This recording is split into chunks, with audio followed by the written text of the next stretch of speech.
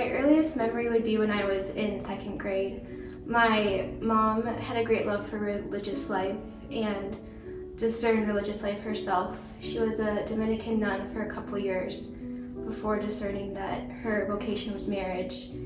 And she would take me and my siblings to go visit her old community. She'd also invite different religious communities and priests to come and talk at our school. So I was very familiar with religious life and loved sisters growing up. So the idea of religious life kind of fell away especially in junior high and high school.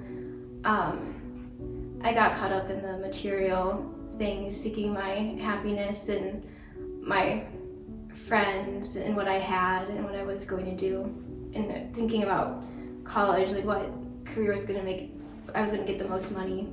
But everything changed at the end of my sophomore year of high school. My mom wanted me to go on this retreat, but at that point in my life, being more involved in my faith other than going to mass was a battle. But then my dad stepped in, so he forced me to go on the retreat. And I don't really remember anything from the retreat except for going to confession and I remember telling the priest my sins.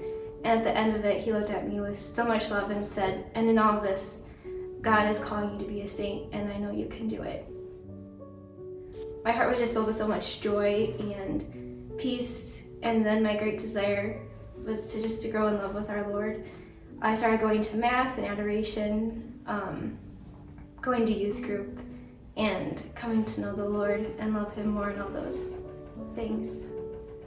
The next person that really influenced me was my grandpa. When he got married to my grandma, she told him that if she should die, she wanted him to become a priest. My grandmother ended up dying in a car accident. I never actually met her.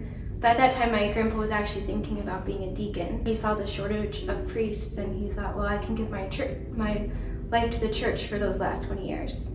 And so he entered the seminary and was ordained a priest when I was 6 months old. And so all growing up, he was a beautiful example. He loved his vocation and prayed for vocations himself. In my free time, the first thing I love to do is spend time with the sisters, whether it's playing games. I love playing sports, running around, whether it's frisbee, softball, soccer. I also really enjoy crafts. I love to watercolor and do paper cuttings, play the ukulele. I heard his call and in coming to know and love him more, just realizing I couldn't give my heart or my life to anybody else. I want him to have everything and to be filled with his love and share that with the world. I love being a sister. It's so joyful to belong to the Lord and live this life with other women who love Him too.